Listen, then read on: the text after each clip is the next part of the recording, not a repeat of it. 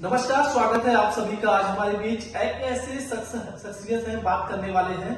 अमित यादव जी हैं, जो समाजवादी पार्टी के सच्चे सिपाही हैं और कार्यकर्ता भी हैं। लगातार समाजवादी पार्टी के हित में लगातार इन्होंने अच्छे कार्य किए हैं और लगातार अखिलेश यादव ने जिस तरह से मीटिंग की थी और मीटिंग में समाजवादी पार्टी के कार्यकर्ताओं को खासतौर पर जो है एक तरीके से मूल मंत्र भी दिया गया है। इस तरह से चुनावी का समय बहुत ही कम है, ऐसे में सारे चाहे भाजपा हो, चाहे सपा हो, चाहे कांग्रेस, लोग सभी जो है अपने चुनावी मैदान में उतर चुके हैं। सबसे पहले अमित जी, आपका बहुत बहुत स्वागत, अभिनंदन है हमारे इस चैनल में।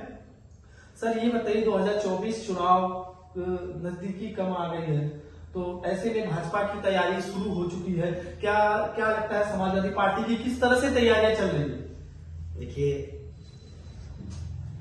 सबसे पहले तो मैं ये कहना चाहूंगा कि शुरुआत भले ही भाजपा ने की है, लेकिन माहौल समाजवादी बनाएंगे और हारेंगे वो भी जो भाजपा को बचाने आएंगे। क्या बात है।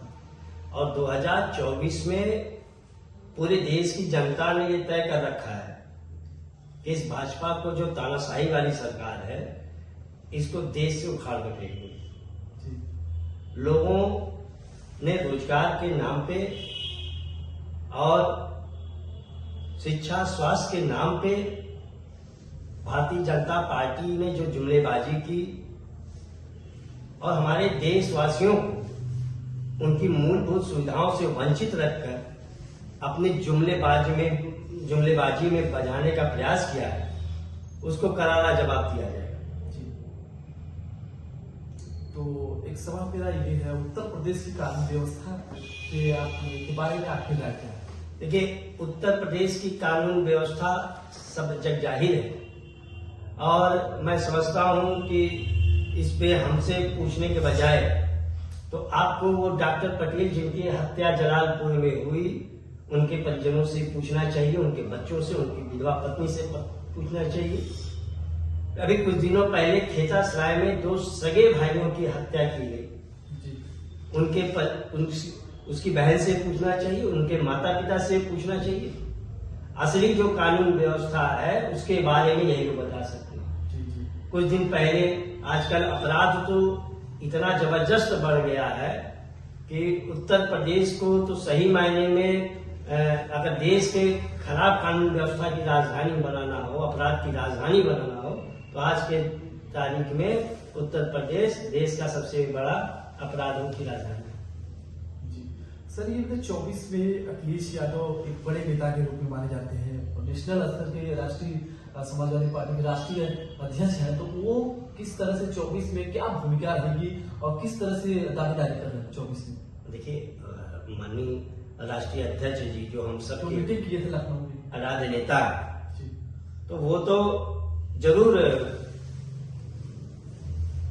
यकीनन तौर पे आज के भी वो बड़े नेता हैं। जी जी बिल्कुल। और पूरे देश में जो समाजवाद की लहर है, वो मैं उस समाजवाद की बात कर रहा हूं जिसको बाबा साहब भीमराव अम्बेडकर जी ने भारत के संविधान की प्रस्तावना में उल्लेखित किया है।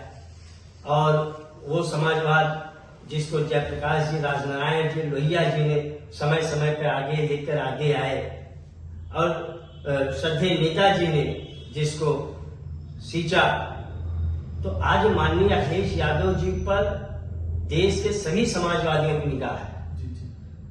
और सब लोग क्या 24 में सीटें कितनी निकली?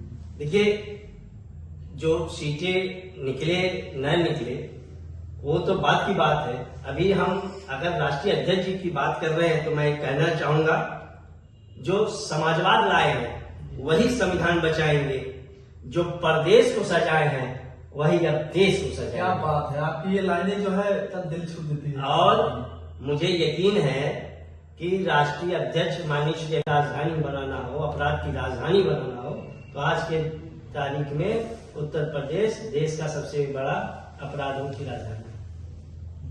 सर, ये 24 में अखिलेश यादव एक बड़े नेता के रूप में माने जाते हैं और नेशनल स्तर के राष्ट्रीय समाजवादी पार्टी के राष्ट्रीय अध्यक्ष हैं, तो वो किस तरह से 24 में क्या भूमिका रहेगी और किस तरह से दावेदारी कर रहे हैं 24 में? देखिए, माननीय राष्ट्रीय अध्यक्ष जी जो हम सब मीटिंग किए थे लखनऊ में, आराध्य नेता है, जी तो वो तो जरूर यकीनन तौर पे आज के भी वो बड़े नेता हैं। जी जी बिल्कुल। और पूरे देश में जो समाजवाद की लहर है, वो मैं उस समाजवाद की बात कर रहा हूँ जिसको बाबा साहब भीमराव अम्बेडकर जी ने भारत के संविधान की प्रस्तावना में उल्लेखित किया है। और वो समाजवाद जिसको जयप्रकाश जी, राजनारायण जी, लोहिया जी ने समय समय पर आगे लेकर आगे आए, और श्रद्धेय नेताजी ने जिसको सींचा। तो आज माननीय अखिलेश यादव जी पर देश के सभी समाजवादियों की निगाह है, जी जी। और सब लोग क्या 24 में सीटें कितनी निकली? देखिए, जो सीटें निकले न निकले वो तो बात की बात है। अभी हम अगर राष्ट्रीय अध्यक्ष जी की बात कर रहे हैं तो मैं कहना चाहूंगा, जो समाजवाद लाए हैं वही संविधान बचाएंगे, जो प्रदेश को सजाए हैं वही अब देश को सजाएंगे। क्या बात है, आपकी ये लाइनें जो है तब दिल छू देती है। और मुझे यकीन है कि राष्ट्रीय अध्यक्ष माननीय श्री अखिलेश यादव जी के नेतृत्व में समाजवादी पार्टी को उत्तर प्रदेश में जितनी भी सीटें इंडिया गठबंधन से मिलेंगी, उन सभी सीटों पर हम 100% जीत हासिल करेंगे। ये मेरा भाजपा का क्या होगा? नहीं, भाजपा तो यहाँ खत्म है ना। भाजपा तो कहीं भाजपा नहीं। की यहाँ की 2 सीटें हैं, 2 सीटों की अगर बात करें तो यहाँ की 2 सीटें जो है लोकसभा की सीटें देखिए, हैं। लोग जौनपुर में अगर आप देखिए, जौनपुर तो हमेशा जी समाजवाद के पक्ष में रहा, जी और जौनपुर से तो भारतीय जनता पार्टी जो जनसंघ के जमाने के सबसे बड़े नेता हुआ करते थे, वो भी यहाँ से चुनाव हारे हैं, जी जी। और इसके पूर्व वाले भी लोकसभा में चुनाव हारे हैं। तो देखिए, जौनपुर वालों का तो सीधा सीधा है कि ये समाजवाद के सहारे और समाजवाद के रास्ते पे चलने वाला जौनपुर है। एक सवाल मेरा ये है, पीडीए में क्या गठबंधन में अगर मायावती नहीं शामिल होती तो वोट किधर जाएगा? जैसे कि अगर बात करें दलित वोट, अगर बात करें तो दलित वोट सिर्फ बहुजन समाजवादी पार्टी के पास है, तो वोट किधर जाएगा वो हम जानने का प्रयास करेंगे। देखिए, मायावती जी अपने जन्मदिन पे जिस तरह से उन्होंने बताया है कि हम अकेले ही चुनाव में मैदान उतरेंगे, तो कहीं ना कहीं उस पर क्या बोलेंगे? शामिल अगर गठबंधन में नहीं होती तो इस पर बात करें।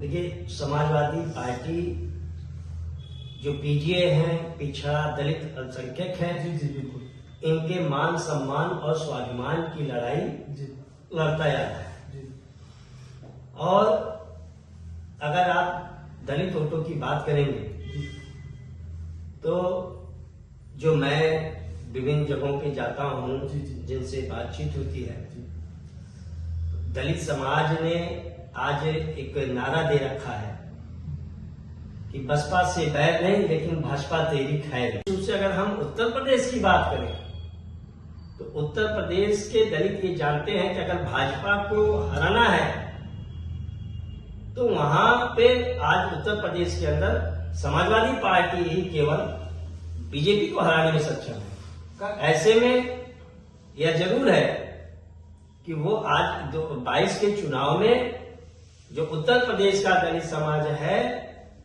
वह समाजवादी पार्टी को बड़ी संख्या में वोट देकर भाजपा को करारी चोट देने वाली है। एक सवाल ये मेरा है, राहुल गांधी ने जिस तरह से पदयात्रा भी निकाली है और अपनी जो है उनके भी एक चुनाव मैदान में उतर रही है, तो कहीं न कहीं राहुल गांधी किस तरह से जो है 24 में टक्कर देंगे या फिर शामिल ही है? देखिए, माननीय राहुल गांधी जी जो कांग्रेस के बड़े नेता हैं, बड़े नेता चेहरे, बड़े चेहरे, और उनकी जो भारत जोड़ो यात्रा रही, बिल्कुल बेशक उससे उनका छवि बदलने का प्रयास हुआ और सफल प्रयास हुआ लगभग। रही बात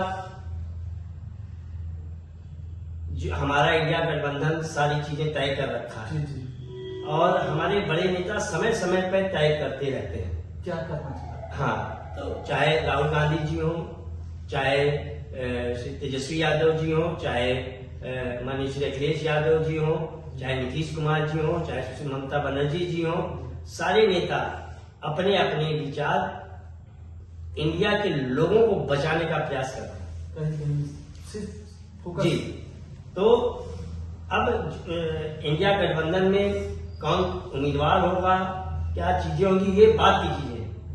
हमारा उद्देश्य अभी मात्र इस बात पे है कि कैसे हम 2024 में ये जो तानाशाही वाली सरकार है, ये जो उद्योगपतियों वाली सरकार है, ये जो बेरोजगारी फैलाने वाली सरकार है, ये जो भूख और अशांति बनाने वाली सरकार है, इस भाजपा सरकार को हमारा हटाने का प्रयास। किसानों की अगर बात करें तो 24 में किसान के लेकर क्या? देखिए, वो हमने कह दिया कि किसान भी इंडिया के साथ है। जी बिल्कुल, किसान भी इंडिया के साथ है। किसान भी ये चाहता है कि 24 में भाजपा सरकार इस देश से बाहर जाए। तो हम अगर बात करते हैं जौनपुर की 2 सीटों की, अगर बात करते हैं 2 सीटें, जौनपुर की 2 सीटें लोकसभा, दोनों समाजवादी पार्टी के नेतृत्व में हम जीतने वाले हैं। आप देख सकते हैं ये हमारे बीच एक ऐसे शख्सियत है और किसी नाम की पहचान नहीं, इनके अंदर लोग इनको जो है समाजवादी पार्टी के सच्चे सिपाही के नाम से जाने जाते हैं। अमित यादव जी हैं।